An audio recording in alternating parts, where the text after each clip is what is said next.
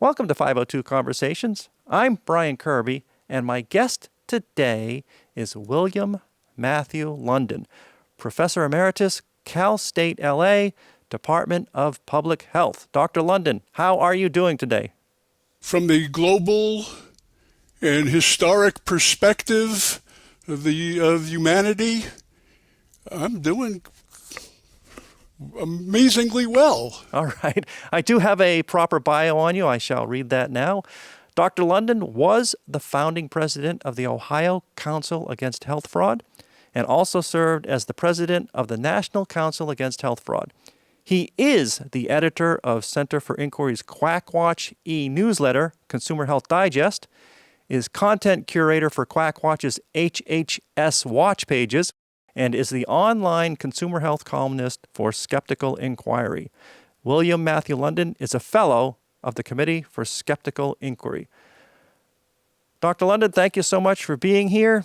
You have a doctorate in health education, a master's in public health education. You're Professor Emeritus, Cal State LA.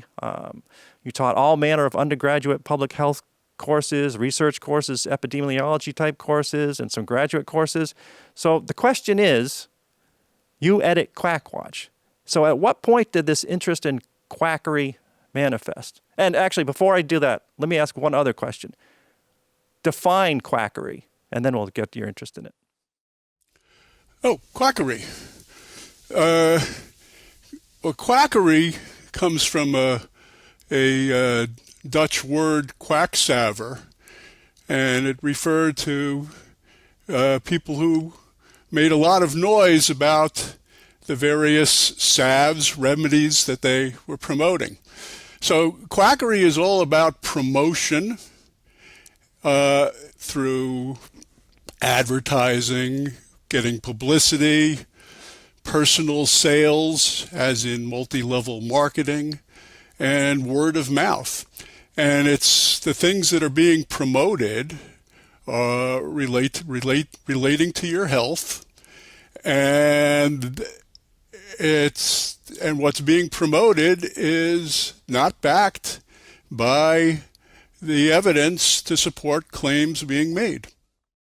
And then with your background in education and all the work you did to become a professor and teach epidemiology and research and public education, where does your interest in quackery come from?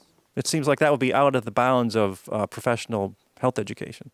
Well, quackery has long been taught as part of consumer health, and I co-authored a textbook on consumer health. And consumer health has been part of school curricula for decades. So it's very much linked to it. But the way I look at it is, when it comes to health, very often it's not what you don't know that hurts you, it's what you know that isn't so. And quackery is about people promoting things that just aren't substantiated.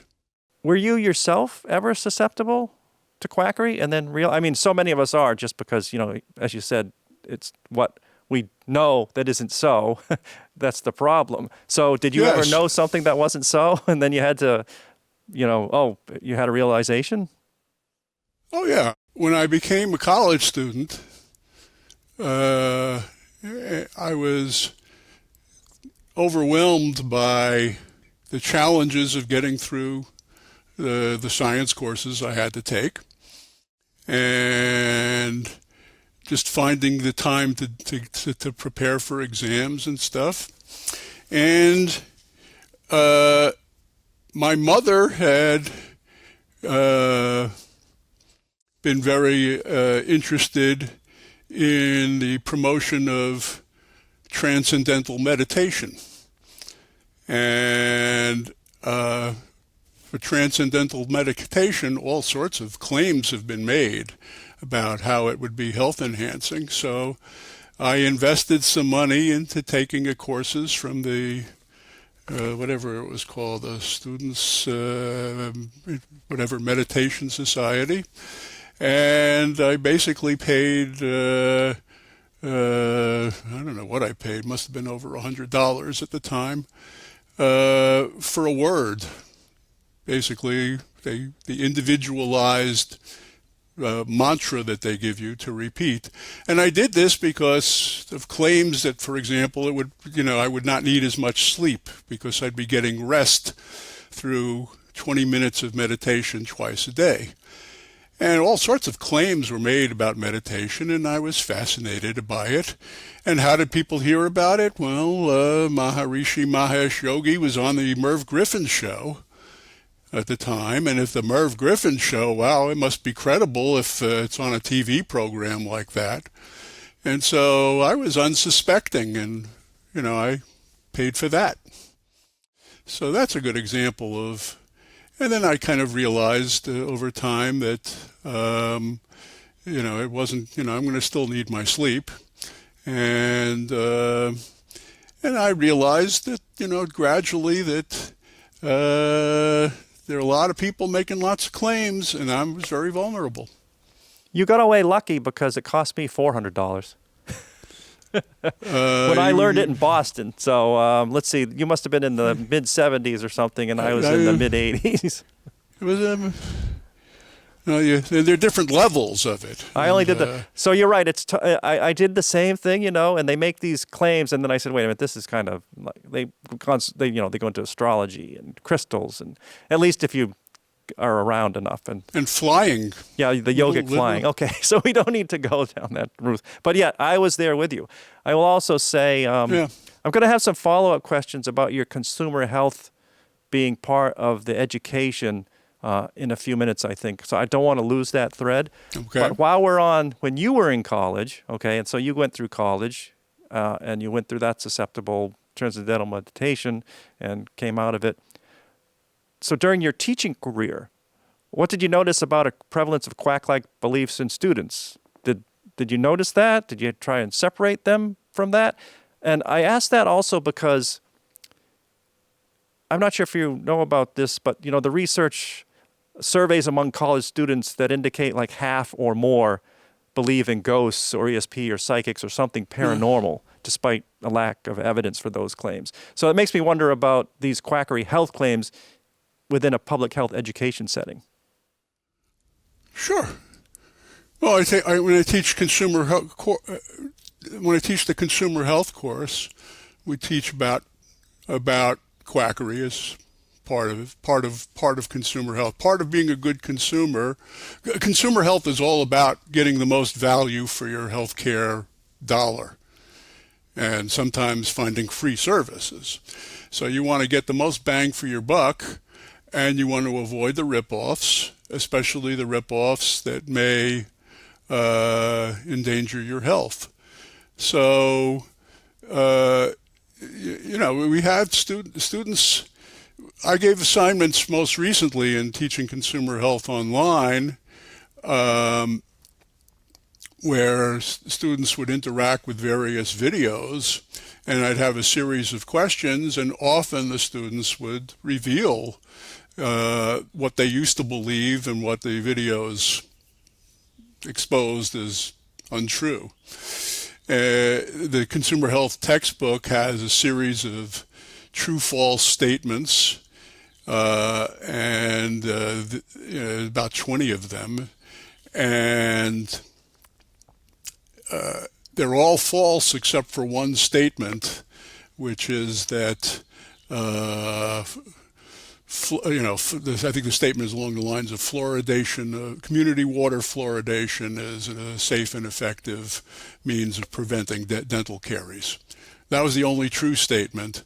Everything else was made up, and I would give that to students, and of course they would get, they'd answer true to many of them because these were common beliefs that are promoted, and the conventional wisdom of the internet, is going to lead people to all sorts of nonsensical beliefs. In your career, you must have taught in the classroom as well, though, not online. Yes. So when you're teaching in the classroom and you're going through a lecture, do you ever get a student that raises their hand and says, "Wait a minute, Dr. London, I mean, that I do that. It works for me. What are you talking about?" They ever have these? Absolutely. Well, what's one of that's actually the book idea the book idea I've had for a while is the working title. It Works for Me: The Healthy Skeptic's Guide to Testimonials, and I've done a presentation on that. And testimonials are these personal success stories that people say. And one of the things that a good skeptical inquirer needs to realize is that when it comes to evidence, acceptable levels of clinical evidence, testimonials don't even make it to the chart. They're below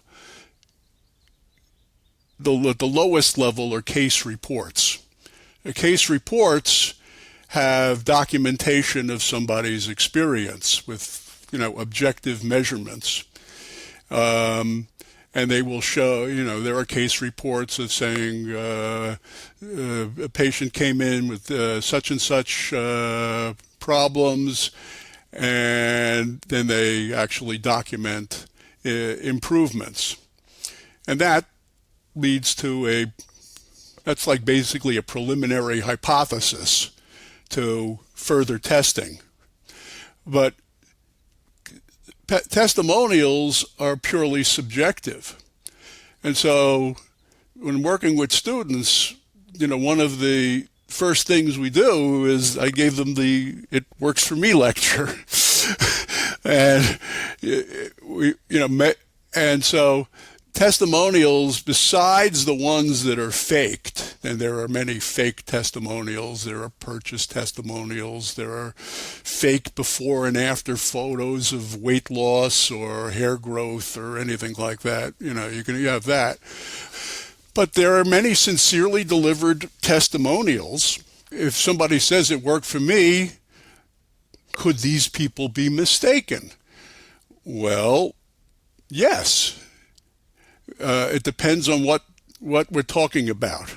If it's for chronic illness symptoms, realize that for many chronic problems, there's a natural course with ups and downs and stable periods and then decline and then up. And so if somebody takes something at the wrong time, when they're at their worst, very often they're going to get better anyway, and they'll see some subjective improvement. So that's one reason why people can be mistaken when they think that something is working for me. Other reasons is when people invest in something, they're going to be looking to accentuate the positive and disregard the negative. And the more money you invest in something, that's seemingly absurd, the more likely you're going to want to see positive outcomes. And often how people feel subjectively may not reflect the actual course of their illness. So there are a number of reasons why people could be misled by their testimonials. And so we try to inform people about that early on and realize they could go astray with that. Let me put you on the spot a little bit here. Yeah. We just talked about your students, right? How about faculty and colleagues? You mentioned... Everybody. Okay. Everybody's prone to this. Everybody's prone to this. So there are any number of subjective, factors that can influence our perceptions of how we're doing. And so, people who understand research methodology and how to control for biases, or subjective impressions as well of patients, are still susceptible. They tried it, they seemed better afterwards. It worked for me. So this is also known as the post hoc fallacy. After this, therefore because of this fallacy. But often people are, maybe doing more than one thing at the time. So what happens is people often misattribute what they can give credit to. It could be the natural course of illness. It could be something else that they were doing. So if they were taking some pill and at the same time they were getting a little bit more exercise, maybe some pain went away. Let me ask you a question following that. Yeah. And I'll just say this like I'm a consumer. Okay. So I'm a consumer. I go to CVS. I see that they have homeopathic medicine right next to medicine, right? So it's in CVS for sale. I mean, that's a drugstore. They know what they're doing. I see that at my local senior center, they offer reflexology reflexology treatments every other Monday or something. I mean, it's at the senior center. It has to be valid, right? I mean, how? It's also at the health fairs put on by, community groups. So you're saying it's, well, what am I as a consumer? I mean, it's on the shelf at my drugstore. It's at my senior center. Those people are trying to do good for me, right? The individual people working there maybe, but you're in the company is there to make money, and if something will sell, there's a different kind of ethics that's involved in business than in professionalism. And let me ask you, let me stop you right there though. You're assuming that they know better than when you bring the ethics into it. Is it possible that the drugstore doesn't know better? I mean, they should know better, right? I think they should. Okay. I think they should, but they have an obligation to their shareholders, so they do what they do for business. Or, even if you don't have shareholders, they do what's good for business. So in business is the question becomes, will it sell? If you're a professional, the question becomes, should it sell? That's a different kind of a approach to things.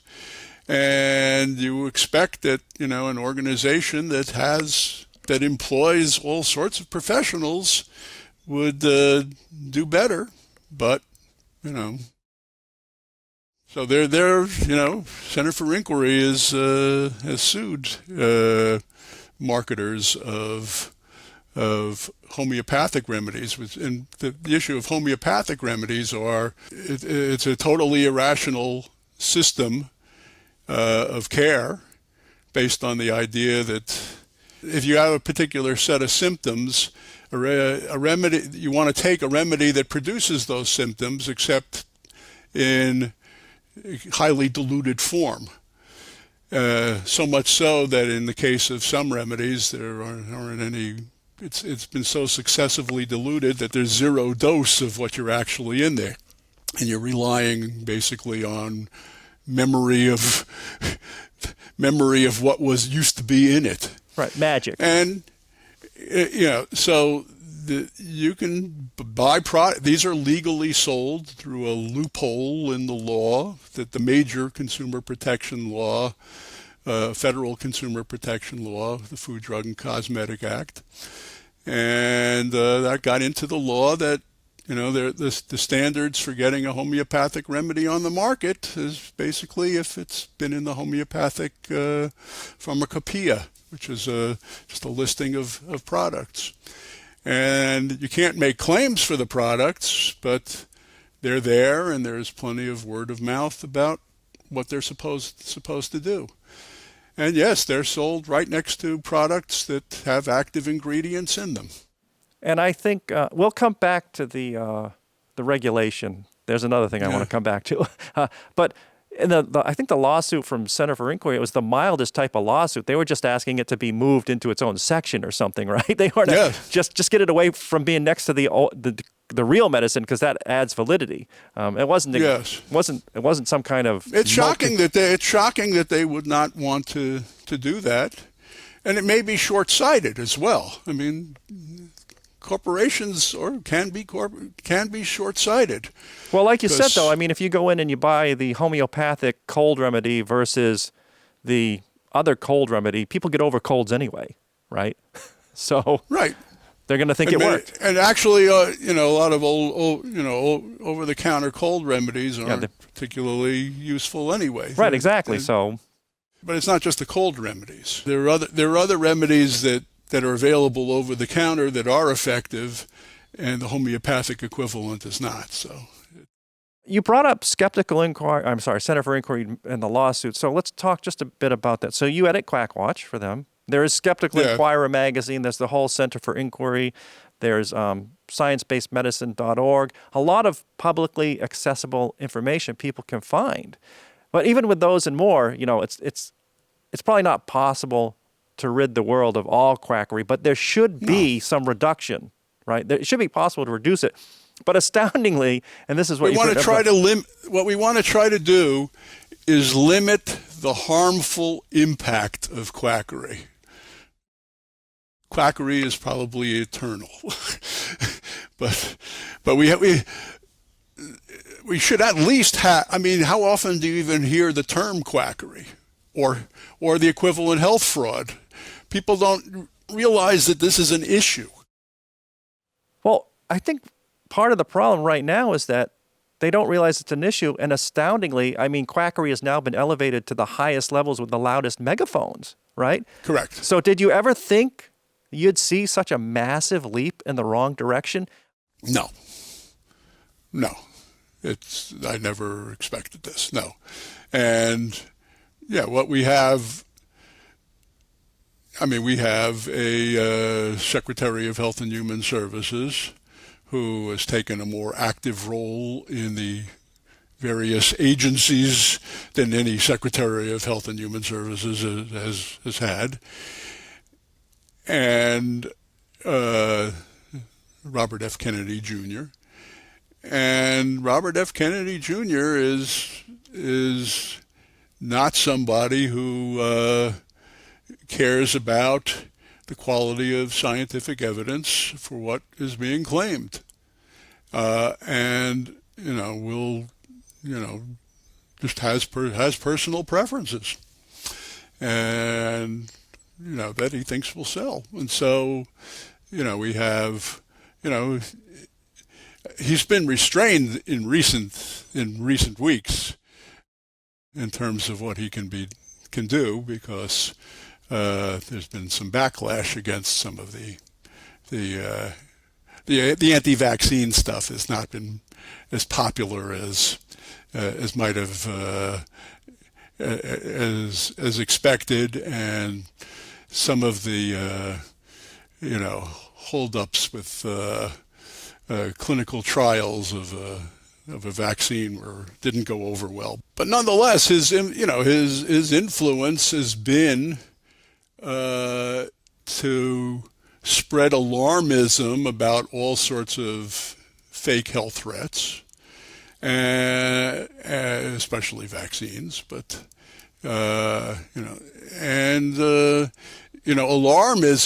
alarmism. Blaming all sorts of health problems on things that don't cause health problems fuels quackery, because it sets up a business opportunity. A lot of what's done in quackery is the idea that you have to detoxify, that your body is so ridden with, supposedly they're called toxins, but toxins are, strictly speaking, biologically produced poisons, like from bacteria or fungi, but they call them toxins. And everybody's selling you something to remove toxins from your body, which it doesn't work that way. So all sorts of, so we have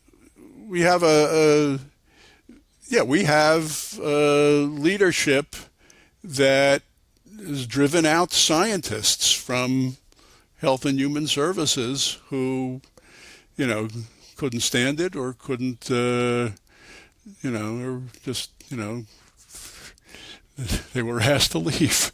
Let's tie that in with something that you said earlier, because to me, he illustrates part of what you said earlier, in the sense that he's got this "it worked for me" attitude combined with survivorship bias, right? So he'll say, I had measles, I had chickenpox, we all did, we're all fine. But it's really, it's since medical advancements, people are made worse off and sicker than ever. And he also says this, my favorite, we're going to make the evidence to support our theories. All right, so it's backward thinking all the way around. So you have to, but he's got the big megaphone, and you're saying he's gotten some pushback recently, but how is it going to be countered effectively? I mean, what's the fallout from this? You think this is going to take a few years for people to get sick from these preventable diseases? Do you think it's going to be a generation? I mean, what's the scuttlebutt in your circles? I'm not sure I'm part, in my circles. I've had this conversation per se with people, but sadly, you know, in the history of public health progress, a lot of progress has been made based on catastrophes, disasters occurring. So, there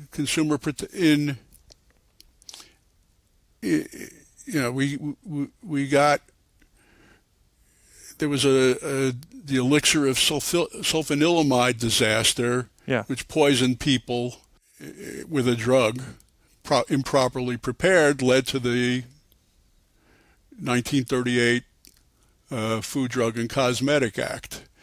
It was amended in 1962 because of Francis Kelsey, an FDA official who didn't think the evidence for the drug thalidomide, it's a morning sickness drug, was up to par, and you know that wasn't done in Europe, and we had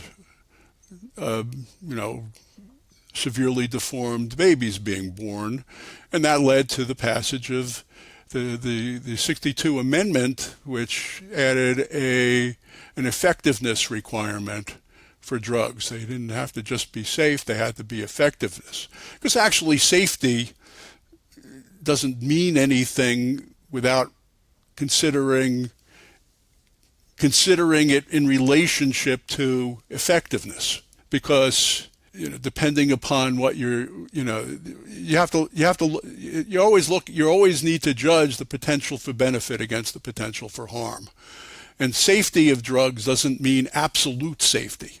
Absolute safety is the kind of thing that Robert F. Kennedy insists on, unrealistic standards. We want basically benefit versus harm is what basically is the standard in consumer protection. And we don't live a risk-free world, but we want to take reasonable risks. So, you need science to evaluate the risks. You need rigorous studies, well-controlled studies to do that. And that's not what a testimonial does. So we talked about not possible to get rid of quackery, but at least reduction is possible, right? That's the goal, right? So, but I got a loaded question for you now. So how about among health professionals? Shouldn't a quack-free medical community be an attainable goal? Because they aren't part of the public, so to speak, but, I know doctors that promote acupuncture. The VA promotes energy healing and other quack beliefs, right? JAMA, Journal of the American Medical Association publication, they publish positive acupuncture papers, which I see like several times a year. Hey, how is that possible? Because even when I read those papers, you can spot the flaws right in the introduction, right? So these institutions are giving validity to quackery. Shouldn't those institutions, medical schools and health professionals, they should be freed from quackery. That discipline should know better. Yeah, and you may be familiar with the term, I forget who came up with it, quackademic medicine. And I think this is largely due to the efforts of Senator Tom Harkin, who initiated back in 1992 what was then called the Office of Alternative Medicine, which has evolved into a much larger we have a national center for complementary and integrative health within the National Institutes of Health. And complementary and integrative are, these nice words that make it that are used to legitimize basically methods that need some kind of euphemism to make them sound good. So when you have methods that lack rigorous evidence, you use euphemisms like complementary, alternative, integrative, holistic, functional, all sorts of things. You can just put an adjective in front of it. And that has basically mainstreamed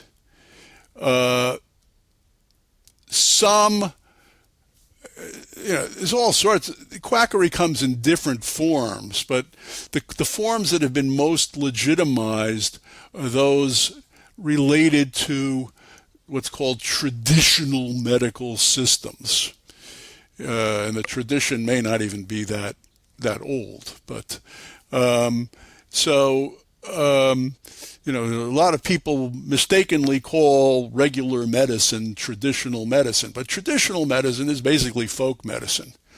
And it's based on a lot of trial and error, but not controlled clinical trials to really isolate what's going on. And so with all, it's given a lot of money, a lot of grant money has been available over the years for this kind of study. And, with the popularization of various forms of tradition-based healing, it's become mainstream, and it becomes a moneymaker in academic medical centers. And so there are plenty of true believers who get into medicine. If they come into medicine as true believers, they're probably going to come. What they learn in medicine may not change them, or what they experience in medicine, may get them disenchanted, and they look for something that is seemingly less messy, so to speak. And so they may find various kinds of pampering methods to be, they'll see value in it. And if patients are satisfied, a lot of methods are good for satisfying patients. You mentioned acupuncture. I know somebody who is extremely satisfied with her acupuncture, but she keeps going back onward and onward. So it's not necessarily changing the course of her health problem, but she feels like she's doing something for herself. So, for example. I think that's a big point, though, right? They feel like they're doing something. Yeah. And doctors are, if it's going well for you, keep doing it. That's what doctors will say. But what the nature of acupuncture, for example, is it doesn't require, there's no real expertise behind it. Acupuncture involves, inserting needles, but whether you insert the needles or not doesn't matter. Whether the acupuncture experts themselves have not been shown to be able to consistently locate the supposed points that that insertion of needles is needed for. So it doesn't see, as long as you can provide the safety precautions so that you don't insert a needle in a way that causes something like a collapsed lung, which occasionally happens, then it's basically a theatrical performance to do acupuncture.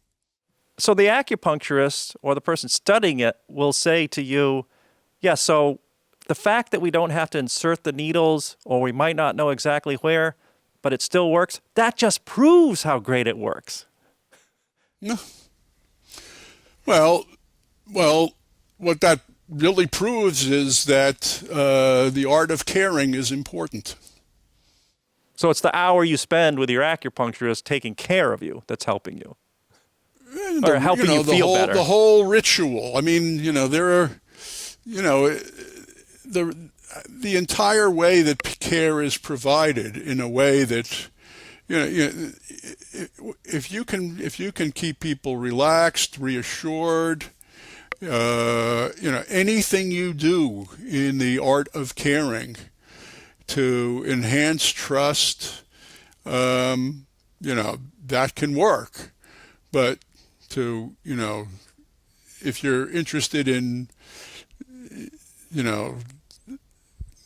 informed consent, you should be explaining that that's what's most important, and not that the particular method is what's helping people. Well, that brings me to this point, this question you probably get all the time. So someone watching is saying, okay, what's the harm, right? Don't be such a hater. Maybe the veteran at the VA, they feel better after they get Reiki or therapeutic touch. So be it, right? So let it be. Leave them alone. They can feel better. What's the harm? I think the most common harm, as long as things are, I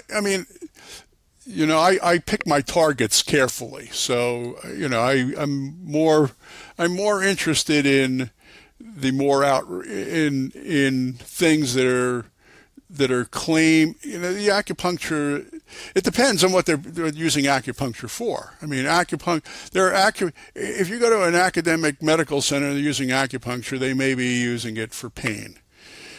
If they're using acupuncture, if people, though, in the real world I'm in California, and the licensed acupuncturists in California are functioning as primary care practitioners, dealing with everybody's health problems. Wait.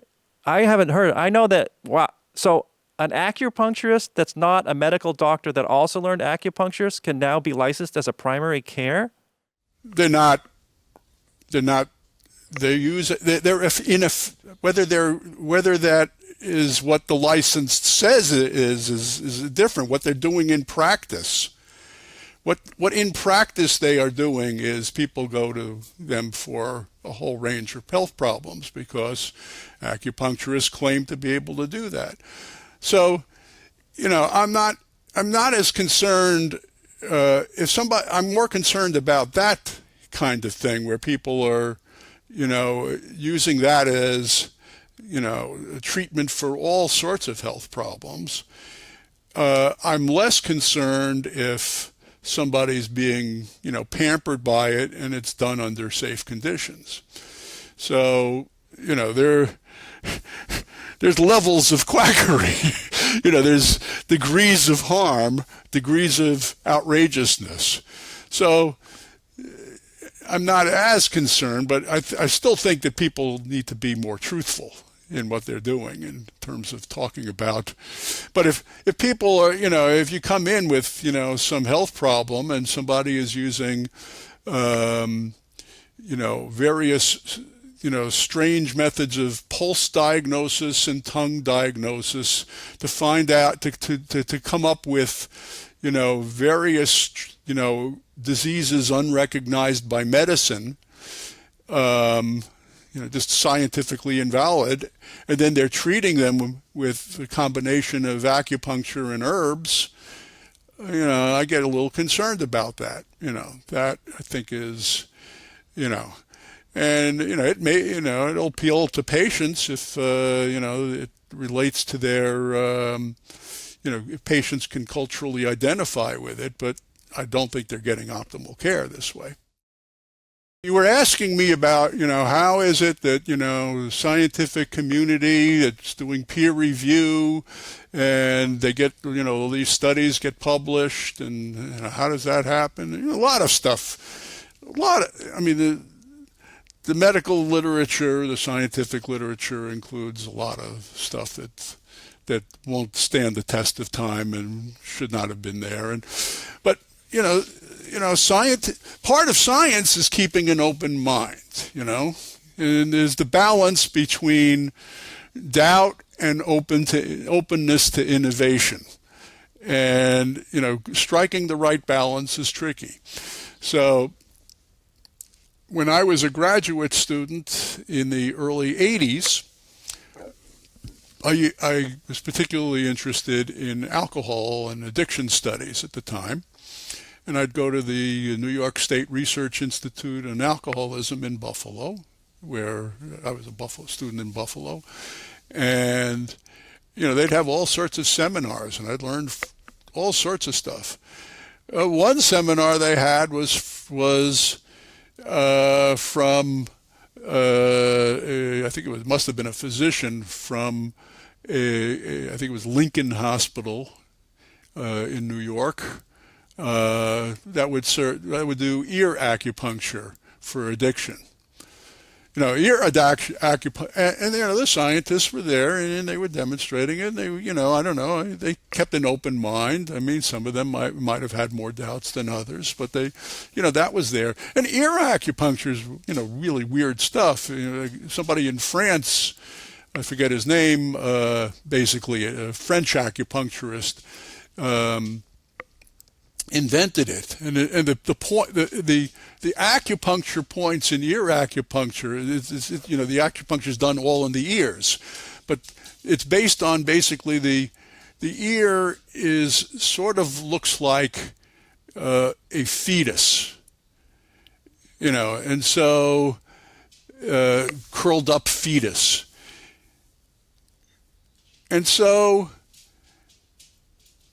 the points along the ear that correspond to parts of the body of the fetus, if that's where you put the points, that's where you insert the needles. And I don't know where they would insert the needles based on addiction. I don't think the addiction acupuncture fad had lasted very long, but it was there.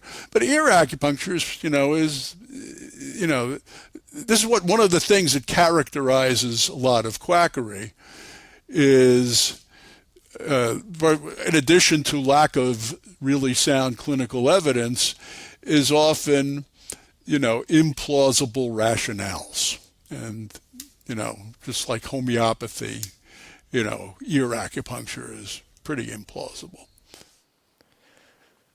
I guess I have maybe one last question for you, because I'm thinking back to when you mentioned regulations and we have the FDA. So we live in a regulated society, right? We have the FDA and the FTC. So what is going on? I mean, why aren't they more effective? Or you had a thought, go ahead. Well, I wanted to get back to where you were before. I mean, we have medical boards as well, because how is it that physicians can do all sorts of quackery? So, we have medical boards, but they're pretty weak in the face of quackery. And in my newsletter, the last two board actions against physicians who were, promoting, nonsense and practicing nonsense, were reprimands, not, with a little fine to pay for investigation costs. So they've been weak. Medicine requires a certain amount of innovation, clinical judgment, and so the boards have not been very effective. The FDA, occasionally, I report their actions when they happen. So recently they reported counterfeit the GLP-1 drugs. That was a recent FDA action.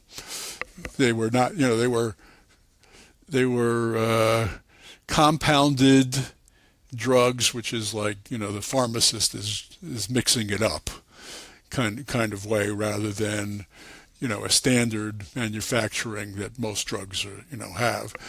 And so the FDA took action against that. But, we have right now with, Robert F. Kennedy, thinks that a lot of, so-called alternatives, need to be freely available.